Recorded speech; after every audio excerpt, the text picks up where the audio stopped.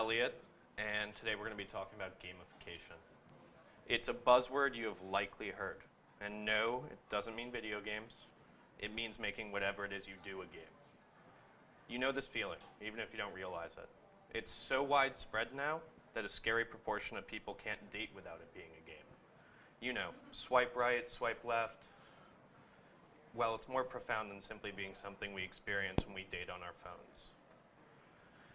Gamification is taking principles of game design and applying them to technology in general. I posted just a few examples right up here.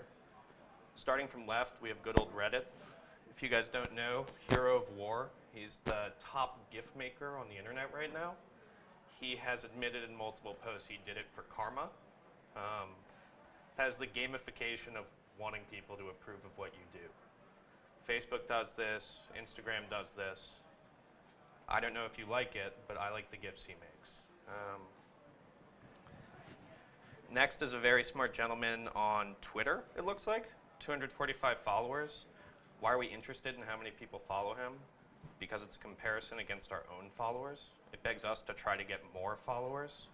And lastly, this is probably the only one here I actually care about and use, is Gamifying Health, which is when we now have a circle on our wrist that tells you if you have met your goal for the day, exceeded it, and if you don't know this, it shoots a confetti animation on your wrist when you do achieve it.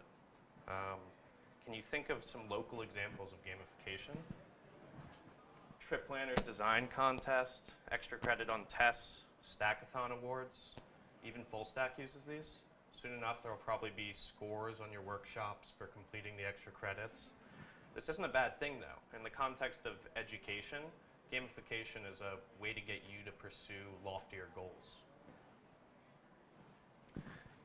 So what led to the rise of gamification? A host of reasons, but primarily the increased engagement that they create from a product's audience. It has been so effective in advertising, even going back to the early 2000s, that other industries have followed suit.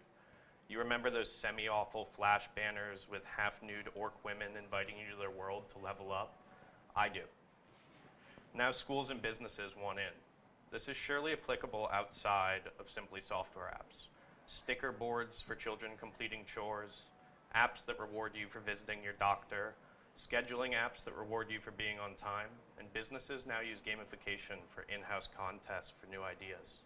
Some recent studies asking developers and employers about their use of it as a UI model have shown big increases in its use. 50% increases for employers and 70% by application developers. This isn't some magical phenomenon. This is based on psychology. Gamblers feel the same drive to pull a lever at a slot machine that you feel when you get a like on Instagram. This isn't something with diminishing rewards. This is actually something that every time that you feel good from it, it becomes more of an addiction. Your brain considers this event a good thing for you, whatever it may be. Your dopamine goes off, you feel good, you want to feel good again, so you pull that same lever again.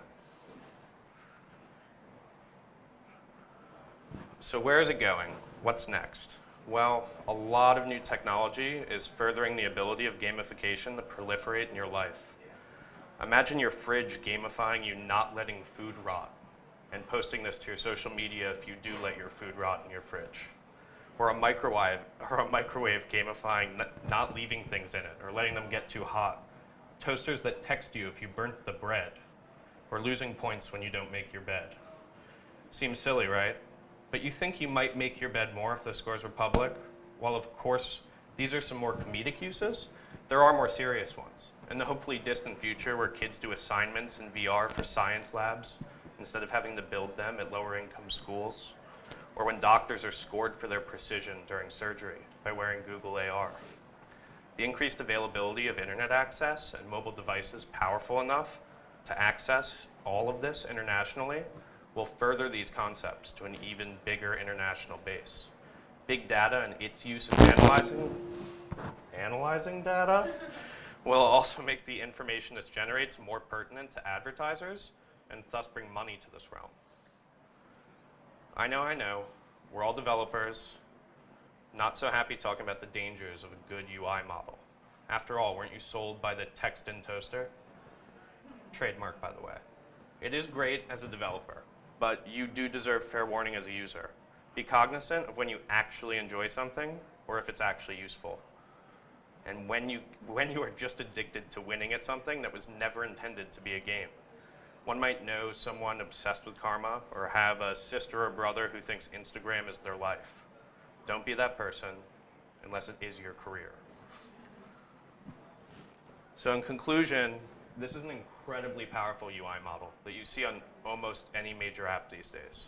It creates dedicated users who constantly sign in. It is growing rapidly in all sorts of directions, mainly health right now, which is very interesting. It teaches you to think about UI in a new way. How can everything be interactive? How can everything feel like a reward?